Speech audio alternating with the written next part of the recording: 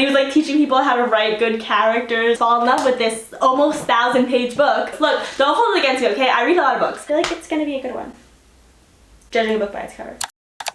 Hello everyone and welcome back to my channel. My name is Sarah. Today we are back in the library area because we are going to be talking about the 24 books that I am most anticipating reading in 2024. So these are going to include books that are already on my physical TBR. These are going to include new releases. Honestly, a lot of these books also come with some like caveats too, which I will explain once I get there. I've done some research of the new releases and looked at my library and came up with 24 books that I really want to read this year. This is going to be like my yearly TBR. I'm still going to do like my monthly TBRs because I'm going to read more than 24 books in a year. But these are the 24 that just throughout the year I have certain times I want to read them. I want to see if at the end of this year, if I actually did get around to reading them all, since we're still like in the relative early days of the year. I am going to be looking on my Notion because I have them written all down here. I double checked to make sure there was 24 here, but if for some reason I miscounted, we'll figure that out. Okay, the first one is a new release. It is Funny Story by Emily Henry. I love Emily Henry. I read Beach Read by her and I read Happy Place by her, and they were both some of like my favorite books of last year.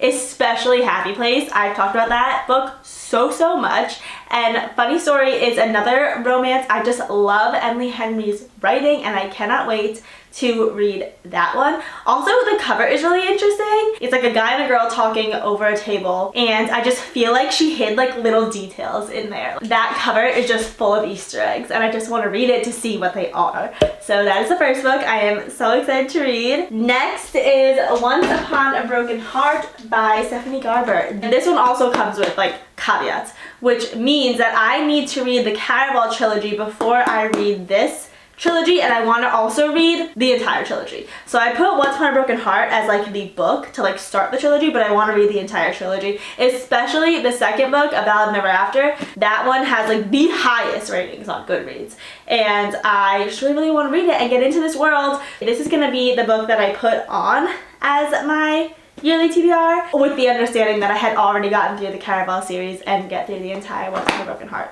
series. The way this book is described, it's very fairy tale-esque and very magical and just like the best setting ever, and I can't wait to get into like the whimsical fairy tale-ness of this world.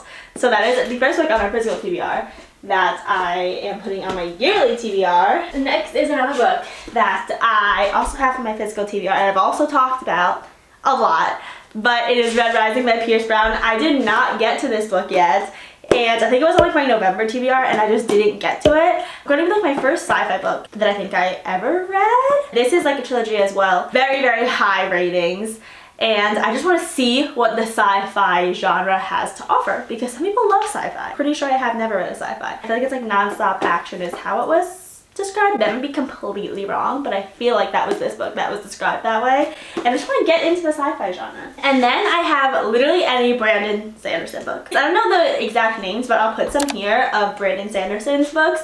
I actually saw him on TikTok, and he is like just like such a wholesome guy that's just writing fantasies and sci-fi books, and he was like teaching people how to write good characters and stuff like that. I consider myself a fantasy reader, and I'm pretty sure Brandon Sanderson is like the king of fantasy. He is like the OG fantasy sci-fi writer, and I've never read a book of his, so I want to pick one of those up. I'm not sure which one yet. I have a few in mind, but I definitely just want to pick up a Brandon Sanderson book this year. I feel like I can't call myself a fantasy reader if I haven't read Brandon Sanderson. Ruthless Vows by Rebecca Ross as my next book on my yearly TBR. This is the second and last book in the Letters of Enchantment duology.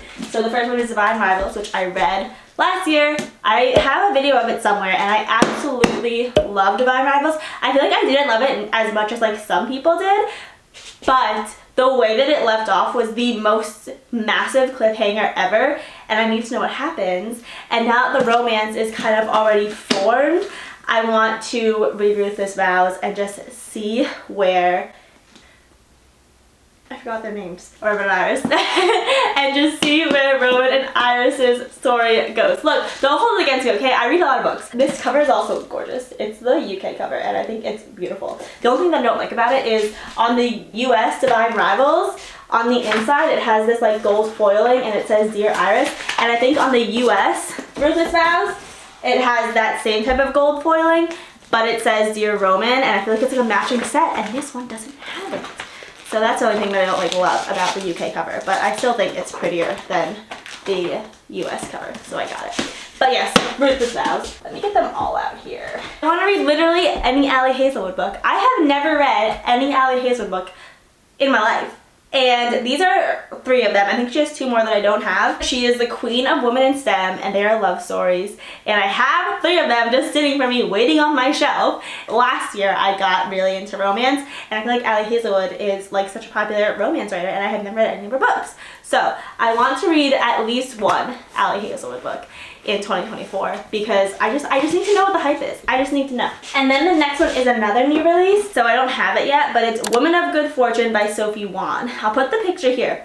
And to be completely honest, I read the summary of this, but I don't remember what the summary was. A high society Shanghai wedding. It's a heartfelt, funny, dazzling novel about a reluctant bride and her 2 best friends, each with their own motives and fed up with the way society treats women, who forge a plan to steal all the gift money on the big day. It's like a friendship heist, and it also seems like it's gonna be a bit political, and I eat that stuff up. I'm definitely putting that one on my yearly TBR because it just seems fun, and I feel like it's gonna have a lot of good like thoughts in there.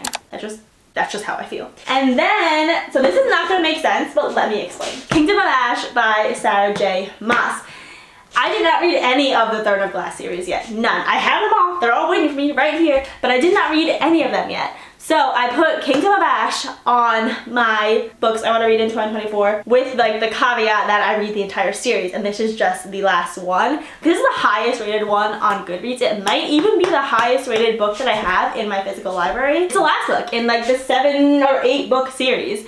So I put this on with the caveat that I read the entire series, and I just fall in love with this almost 1,000-page book. And this one, I can't tell you how much I've heard about the Throne of Glass series in the past few months. I just feel like I just heard nonstop. I've heard it nonstop. And this book in specific has the highest ratings on Goodreads, like I said, and I feel like that's common for like last books in a series because you're so attached to the characters at that point, and it's a pretty long series. So I feel like the last book has a lot to live up to, and from the ratings it seems like it did. So I put Kingdom of Ash on there, but really I mean the entire Throne of Glass series. 6 of Crows by Leigh Bardugo. It is the first one in the duology, with the caveat that I read the entire Shadow and Bone trilogy before I get to this book. This book in specific I hear way more about than I do about... My light just died. Was that light even on the entire... I don't know. Anyway, this book in specific I hear a lot more about. I'm excited about that one. Next I have... Ooh, that was loud. Swordcatcher by Cassandra Clare. This is Cassandra Clare's newest book. Cassandra Clare is the author of the Shadowhunters universe, and I love the Shadowhunters universe so much, and I just want to read her writing again. So I got this book, and I'm putting it on my 2024 TBR so I can get back into Cassandra Clare's writing. Another one that's coming out, Magnolia Parks Into the Dark by Jessa Hastings. I'm obsessed with Magnolia Parks universe. Just we all know by now that I'm obsessed with it, and this is the next book in the Magnolia Parks universe. It's coming out very soon, I think. It's coming out next month. I need to read it because I love those characters. Hold on, I gotta change my battery.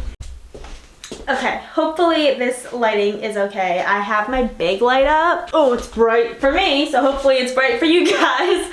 But we're talking about Magnolia Parks Into the Dark. That one goes without saying, much more, that I am just looking forward to reading that one because it's Magnolia Parks. Like, of course I am. Powerless by Lauren Roberts. Enemies to Lovers fantasy that blew up last year, and I've just seen some quotes in here, seen on like TikTok and everything, so I just need to read the whole book and see what Peyton and Kai are all about. So that one is going on the physical TBR or the yearly TBR. Finding 13 by Chloe Walsh is the first book in the Boys of Tommen series. These are the new Bloom covers.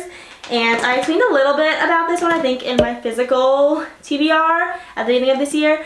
But basically, this is a romance, but it's also, I think there's like a lot of trigger warnings that come along with this book, so I'm kind of scared to read it. But some people love it, some people hate it, and I just want to see where I sit on that scale. So I'm adding Binding 13. Going back to Cassie Clare, we have Chain of Gold, which is the first book in her Last Hours trilogy. Like I said, I love the Shadowhunters universe. When I read the Shadowhunters or the Moral Instrument series, and I read the Infernal Devices series, this is the Last Hours trilogy. And it is the next book that I think she put out in the Shadowhunters universe. So I just really want to get back to that universe. The main series, that's like 6 books, is the Moral Instrument series. And I read that years ago and I loved it. And then the next main series is the Infernal Devices, which is a trilogy about like the past. And then comes this book trilogy, which I think is about their kids. I think it's about the Moral Instruments characters' kids. I'm not positive, but I'm pretty sure they're younger. So yeah, we have the Chain of Gold next. We have The Song of Achilles by Madeline Miller. This book has been on my TBR since I started my channel, which honestly was only a year ago. But still, it has been on my physical TBR for so long, and I need to read it. I feel like it's a classic at this point because it's been talked about so much on like Book Talk and everything like that. And I need to read it or donate it. Like I just need to suck it up, read it or donate it this year because I am tired, sick and tired of hearing it being talked about and not having read it. Or having it on my shelf and just like staring at me. The Serpent and the Wings of Night. I can never get that title right. I don't know what's wrong with me. I was looking directly at the title and I still got it wrong. Anyway, this is by Carissa Broadbent. This is the first book in the Nightborn duet. This book I have heard so much about. It blew up again on TikTok last year. One of those books where I'm like, oh my god, I need to read this, and I bought it right away. Ooh, this is really pretty too, on the back, on the actual hardback. It's a fantasy, and I need to see what it's all about. So we have The Serpent and the Wings of the Night. Oh, wait. I still got it wrong. But we have this book, Throne of the Fallen by Carrie Maniscalco. This is Envy's story. She's the author of Kingdom of the Wicked trilogy, which I read last year and I loved. And this is Envy's story, and it just came out recently. I got the Barnes & Noble exclusive edition. It has to do with like a game too in the main storyline, and Another Prince of Hell, Envy. I love the Kingdom of the Wicked worlds. I know that it gets mixed reviews, but I personally love it. And then we have another new release coming out. It might already be out. Yeah, it's already out, but it just came out. It's Sanctuary of the Shadow by Aurora Asher. Now this book I've seen when I've gone to like Target. I've seen it on the shelves, and it's like a fantasy. And I read the synopsis and I thought it was just a really cool world that I feel like I could really dive into. I feel like it's gonna be a good one, judging a book by its cover. But yeah. Crescent City, House of Sky and Breath by Sarah J. Maas. This is the second book in the Crescent City series. No, I have not even read the first book yet. But again, this is a book that comes with a caveat that I'm gonna read the entire series, and I know the third book is coming out very soon, but I really want to read this entire trilogy. It's like a contemporary type fantasy, I think. I have heard that this book has the biggest reveal in like literally the last sentence of the book, and the last book that did that to me was Fourth Wing. I have that posted somewhere on this channel, but I want to feel that again, where you just literally read the last sentence in the book and you're like, and you have to like stare at a wall for a while because you're just like, what? So I'm adding this one, and this pile is getting pretty high actually. Hopefully it doesn't fall. Next is The Life Impossible by Matt Haig. He is the author of The Midnight Library, which is a book that I love so very dearly. I love his writing, and I always love his concepts that he puts in his books, and this is a new release coming out this year. It's about how one person can just walk into your life one day and change it completely. That was a synopsis that I read, and I was like, yep, sign me up. I'm adding that to the list because I just think that Matt Haig has such amazing, not like lessons, but like, I don't know, the quotes in his book are just so thought-provoking, and I love it so much. So that is going on the yearly TBR. Love Redesigned by Lauren Asher. So I just finished her Dirty Air series, and I just finished her Dreamland Billionaire series. Her Dirty Air series, I love the last book, didn't love the other books. And her Dreamland Billionaire series, I loved book 1 and book 3, but I didn't really like book 2. So The moral of the story is that I like Lauren Ash's writing. That is what I have come to the conclusion of. I like her storytelling. I like her writing. I don't always love her quotes or the way she builds her characters. From reading Dirty Air, which I think was her first series she published, all the way up to Final Offer, which is the last book in the Dream and Billionaire series, her like newest one besides Love Redesigned, you can tell that she's improved. Like you just see that her writing has improved, her storytelling has improved, and everything like that. So I really want to read Love Redesigned. It's a little romance, and I think I know who it's about because they were mentioned in Final Offer. And I just want to add that to my yearly TBR because I do like her writing. And next is a book that I need to read because, oh, I have little rose petals pressed in here. Wow, look at me. I don't even know what these are from, but I have little rose petals that I pressed in this book. That's so cute. But this book is Midnight Sun by Stephanie Meyer. It is Twilight in Edward's perspective. I read Twilight like a decade ago when it was super popular, and then I bought this book, and it's again just been on my TBR for a decade, and I just have not read it, and I just am sick and tired of it staring at me. And I feel like Twilight oddly is like coming back around. I don't know why, but I feel like it's coming back around. And I want to read Midnight Sun or just literally donate it at this point. Next, and you might be surprised. You'll be surprised at this one. But it is A Court of Silver Flames by Sarah J. Maas. This is the last book in the Avatar series that's out right now. I have spent the entirety of 2023 talking about how I don't want to read it.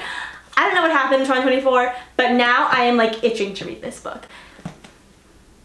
I didn't think that it would happen either, but I am itching to read this book. Like I really want to get into the story, and I'm gonna do it very soon. And it's not just because I want to finish the series, but it's because I genuinely want to see what this book, because some people love it, and I genuinely want to see what it's about. And also I have ordered from the library the audiobook of like the graphic audio version. It's basically like an audiobook, but it has like sound effects and everything like that. It's like you're watching a movie, but like you're listening to a movie. And I've never had a graphic audio experience before. I wanted to try this book out for the graphic audio reason as well. And then last is a book that is not a new release, but it's new to me, and I do not have it on my physical TBR.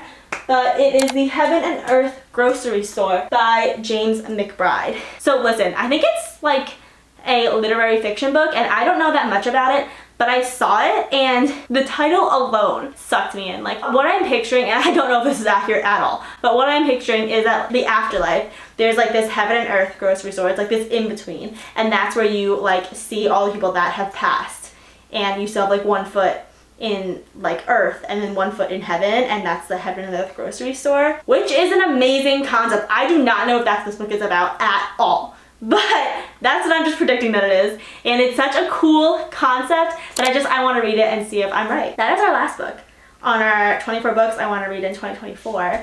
We have all of our physical TBR books on that list over here. Should I try to pick them up?